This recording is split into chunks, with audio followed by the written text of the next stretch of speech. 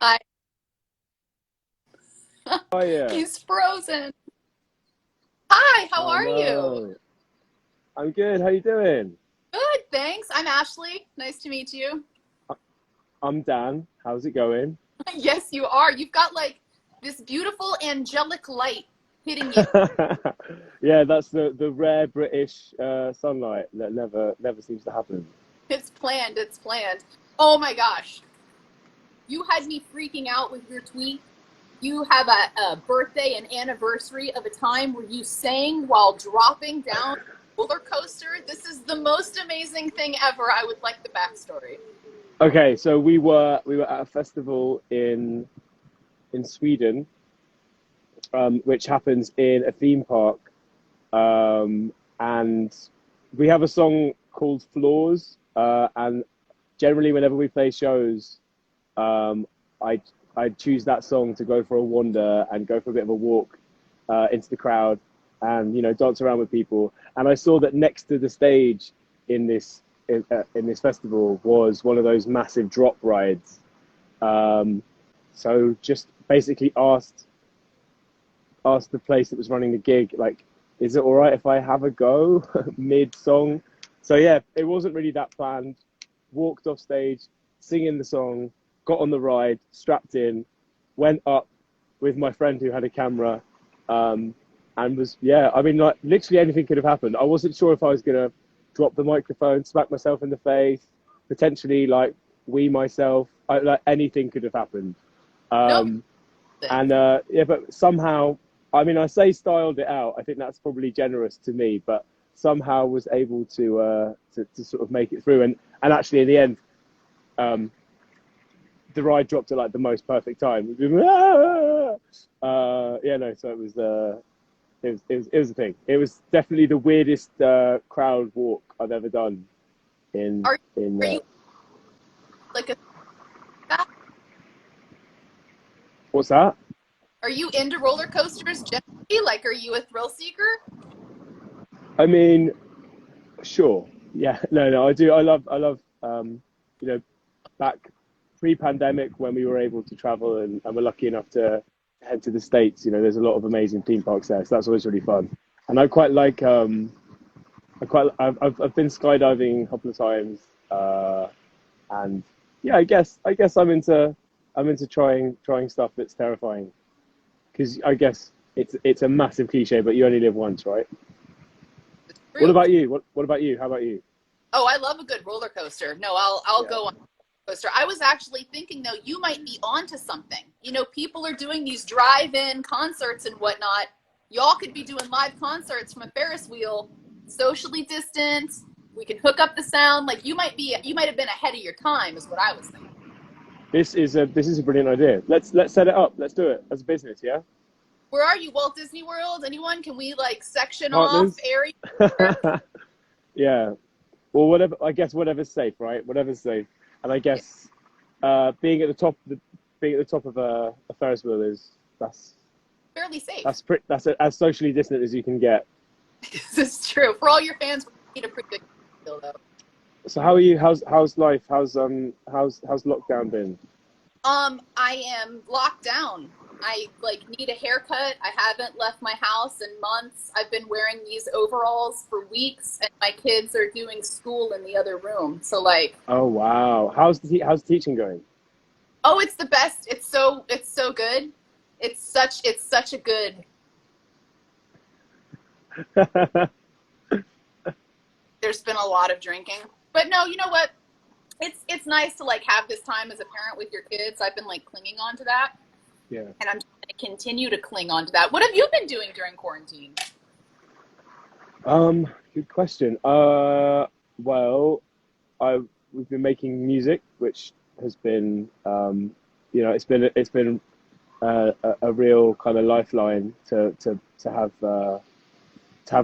you know, the ability to still keep making stuff. It took me a while at the beginning to get back into it, but we'd sort of started a record and then lockdown began, and you know everything that seemed important kind of shifted slightly. But just been trying to be useful. We started a film club called Distraction Tactics, where every week we picked a film from a different country, and yeah, I guess with a load of people who like our music, a load of fans, we set this film club up where we would visit that country. I'd make a really terrible, embarrassing jingle in the language of whatever country that was.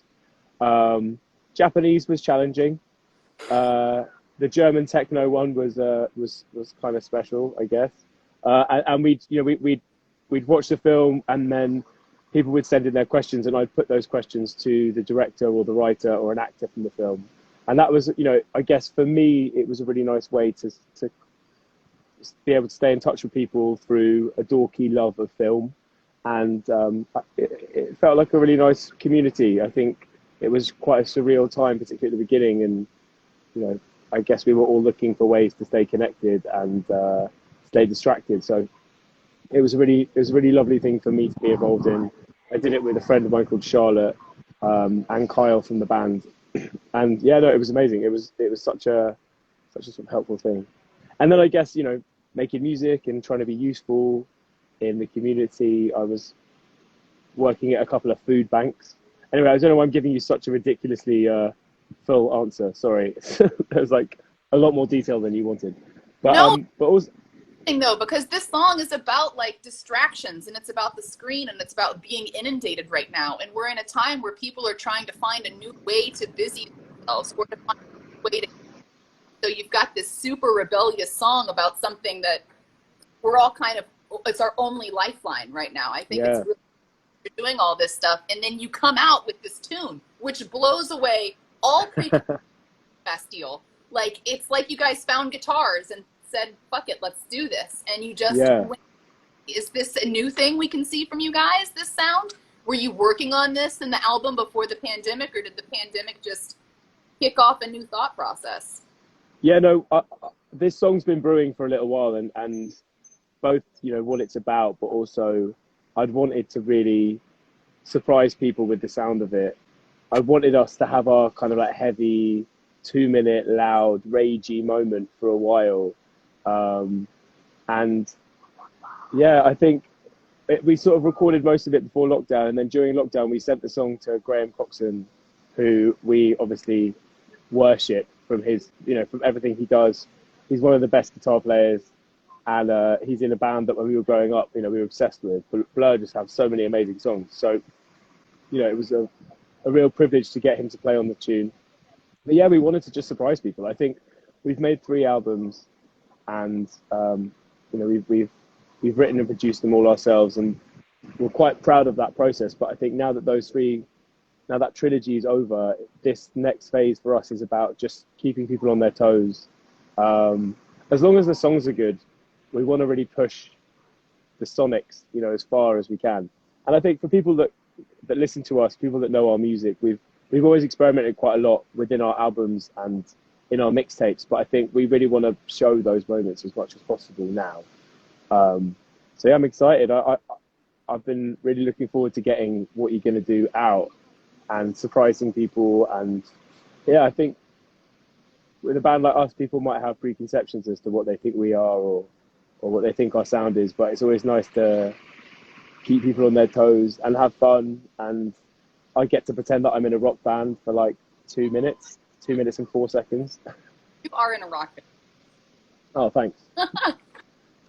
I will say this, the video, it's safe to watch, by the way. You scarred me from watching videos.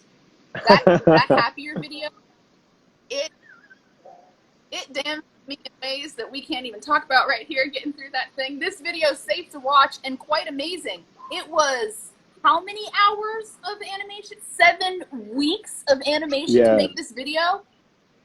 Yeah, we worked with this incredible animator called Reza.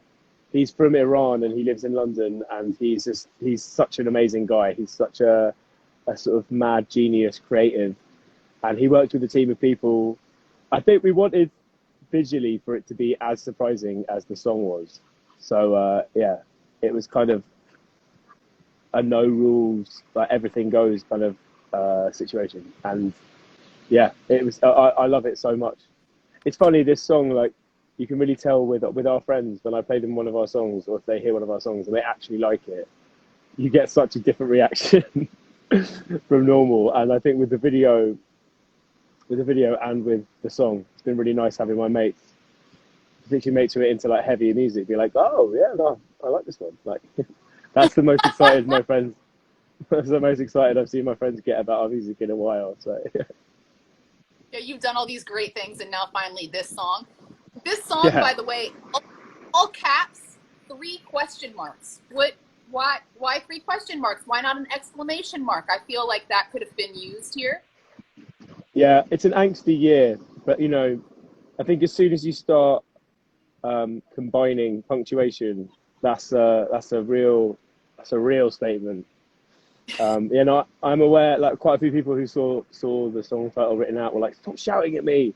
But I feel like the song is kind of shouting, so that's all right. But yeah, I just wanted everything about it to be kind of loud and abrasive, and even for the text to jump off the page. It does, man. It's everything. It's in your face. People were really excited to talk to you about it today because obviously there's hopes that there's more music, that there's a 4th album.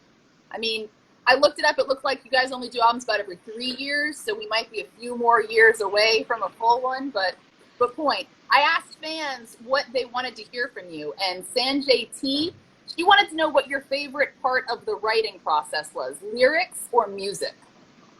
So my favorite bit is sort of towards the beginning when like generally lyrics and melody pop into my head at the same time, and I kind of record them into my phone or write down some notes. And my favorite bit is when a song just comes together really quickly. And I think What You're Gonna Do is one of those songs. Actually, remember it came into my head, and then I had a bit of time before a show in Salt Lake City when we were on tour last year. And I remember just recording it into the computer, and yeah, it was suddenly a song. It's that beginning bit. It's the bit where you realize you've made something out of nothing. That's I know that sounds really wanky, but it's I love that bit. It's really exciting. It's like, and then I'm generally quite lazy at the finishing stuff bit. I often with lyrics, because I feel like I have nothing to say. I'm a stupid idiot, but because I sometimes feel like I've got more to say than I can fit in the song, I'll write like pages and pages and pages of options. And this song in particular was one of them where there's not a huge amount of space in 2 minutes to say that much, but obviously the topic, what it's about, there's so much to say, particularly now. So yeah, I found myself writing like 10 pages of notes and lyrics, and it's always quite hard to pick. So yeah, that's my problem. what do you think makes a song? We often debate this. Do you think music makes a song, or do you think it's the lyrics that makes a song a song?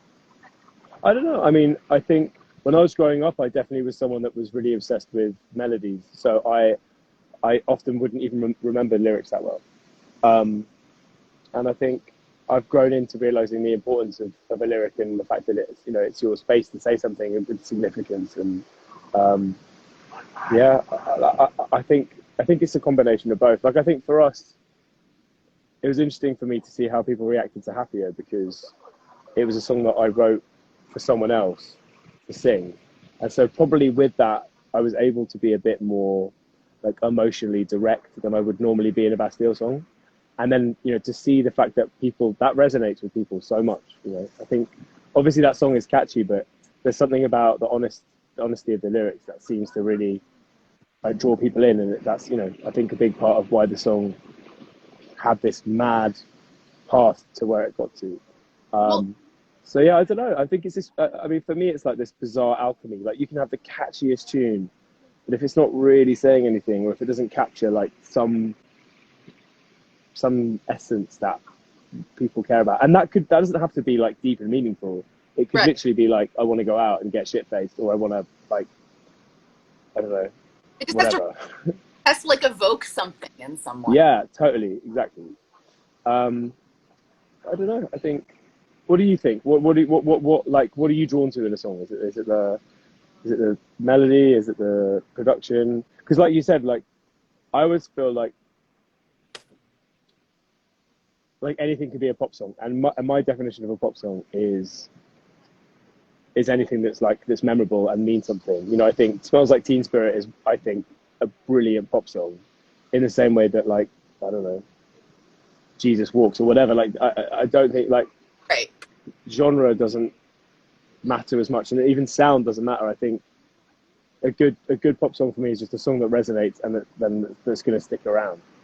And I think that's why, that in our band, why we don't really care about genre, and why we feel able to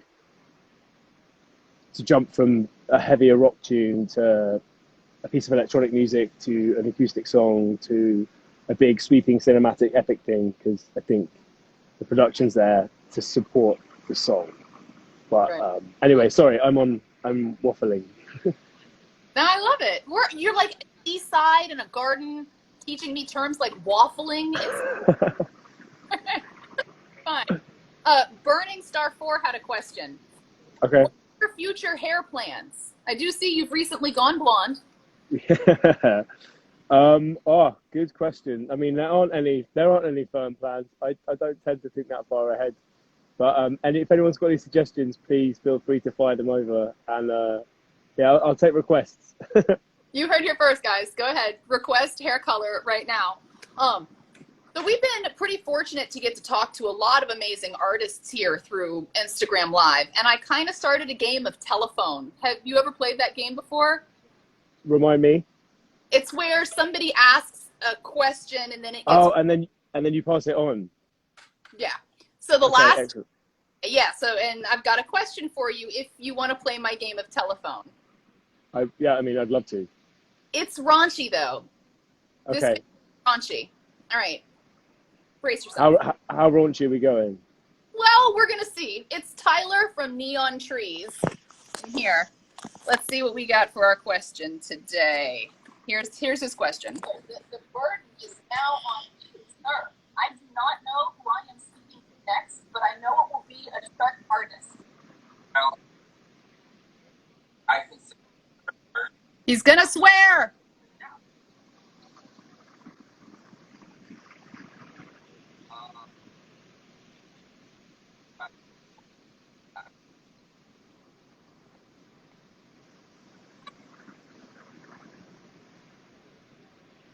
It's about that I can't hear anything. Jesse Spano or Okay, he wants to play FMK. Do you know what this is? He wants to play what? It's called Marry Kill. Have you ever heard of this game before? Oh, yeah. So he wants to play, and he's challenged you with Save by the Bell characters. You know what Save by the... Have you ever watched that iconic... Yeah. So we got... I'm gonna need a bit of a reminder of the names. I got you. We got Kelly Kapowski. She was like the brunette with the curly hair, right, guys? Mm-hmm. We got Jessie Spano. She was the super smart girl. And then Lisa Turtle. She was like the jock gossip kind of girl. Okay. What's your pick for? Well, we did. I had to ask him. We had to go over this since he's making me pass this question on. I went marry Kelly Kapowski because I felt like she was a good old-fashioned, apple pie kind of girl. Yeah. I was gonna screw Jessie, a smart girl. That's what I went for. Yeah. And I was gonna off Lisa because she was really annoying to me as a character on the show. I'm not too much of a gossip fan, so Yeah. So also, if you screwed her, she'd just tell everyone, and I don't know how you feel about that. No, I wouldn't mind, but still, it's kind of like that should be between us, Yeah, totally. Especially if it's a one-off and we go to school. Like, why be that girl? So I killed her.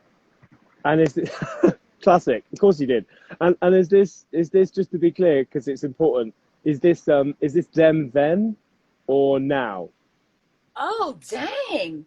Well, we didn't clear that before. Okay, we're gonna go them then because we based our answer then. And just they're in high school. Is that okay?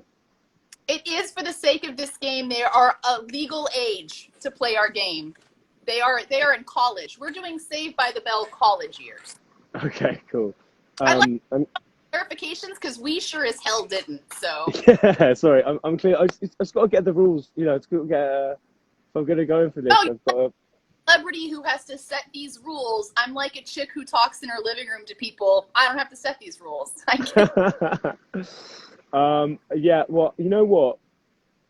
I think I'm going to mirror your choices, but I'm going to swap round the marry and the screw. Ooh, so you're gonna marry the smart chick. Yeah, because I'm really stupid and I probably need to be in a committed relationship with somebody who's got brains for the two of us. Balance. It's balance. Yeah, it is. It is balance. Wait, you've answered, but you have to now help me with my game. I have to continue the game of telephone. Yeah, I think you need to ask about a really good would you rather. And like, I think, like, would you rather have whisks for legs or forks for hands?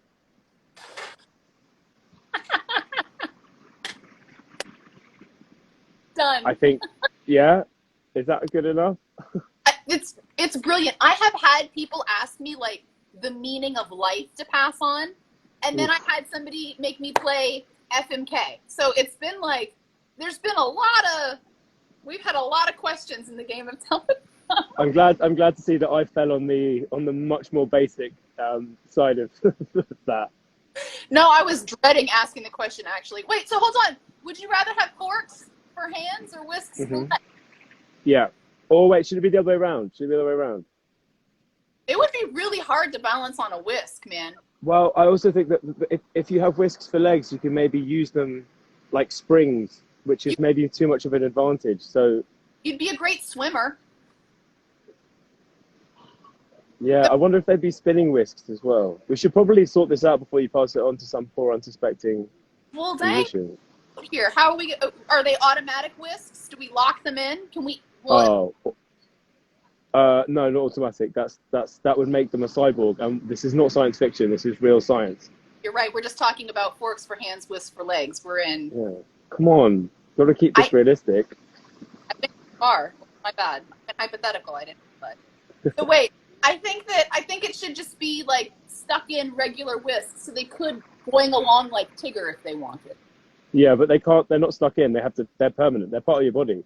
It's your anatomy. Yeah. It's to you what the knives are to Wolverine. It's part of your body. You're fused together. Yeah, it's the titanium built in. So wait, forks for hands? Is it a salad fork? Is it one of those little you pull out of the crab meat forks? If we're gonna get specific. I think they've got to be those quite aggressive, spiky barbecue forks. Just because we want to make this as challenging as possible. Yeah. What would you go for? What would your answer be? Dude, I don't know. I don't know, man. The idea of swimming like a champion with those egg beater legs is like really appealing to me. Could you imagine the wake you could get going if you really got your like egg beaters? Yeah. I want to talk about socially distancing yourself. Spikes on your fingers. It's a great way to keep people like away from. It's not spikes on your fingers. Your entire hand is a barbecue fork. Well, the whole right, but it's still like. It'd be hard to find pants though if you had whisk legs. I don't know, man. What would you do? I just think I need my hands.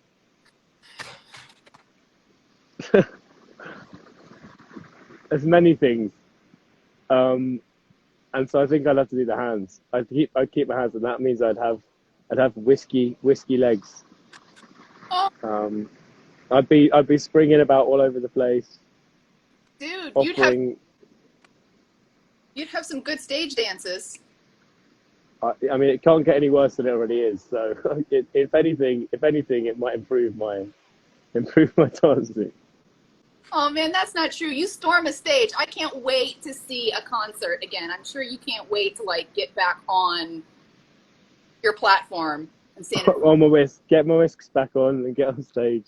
just Yeah, hobble on over with the whisks, man. Whatever. That's going to be a lot of fun. I like it. Whisk legs. It's going to be a yeah. great part of the act. Imagine the merch. I mean, yeah, if people aren't absolutely horrified and running screaming, they might stick around for the merch.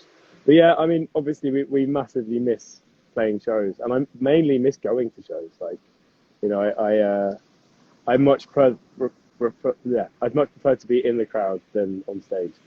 So You could go see any band perform live right now. Who would you go see? well, I had tickets to see Lauryn Hill doing the anniversary show for her Miseducation of Lauryn Hill album over the summer, and she was coming to the UK, and obviously that was cancelled. I also had Bon Iver tickets as well. Yeah, there's a lot of stuff's been cancelled. Glastonbury, the best festival in the world. No offense to other festivals, but it just is. Tickets to that. Someone just put down To Kill a King. Obviously, To Kill a King would be amazing. I miss them. Our friend Charlie Barnes just released an album. He plays guitar in our band, and he just released an album. I would love to see him play a show, but yeah, I guess it's kind of it's really sad that there are gigs happening at the moment, particularly for people who work in the live world. The crews, our crew, all the crews around the world, all the venue staff, all these people who just have their kind of careers on hold for a bit. It's a really weird, confusing, scary time for a lot of people, but it is also amazing to see the stuff people are doing online. Biffy Clyro just did a gig where they played the whole album in full, and they set up all these different areas around this venue, and I think it's bringing out the creativity in people in a really, really cool way.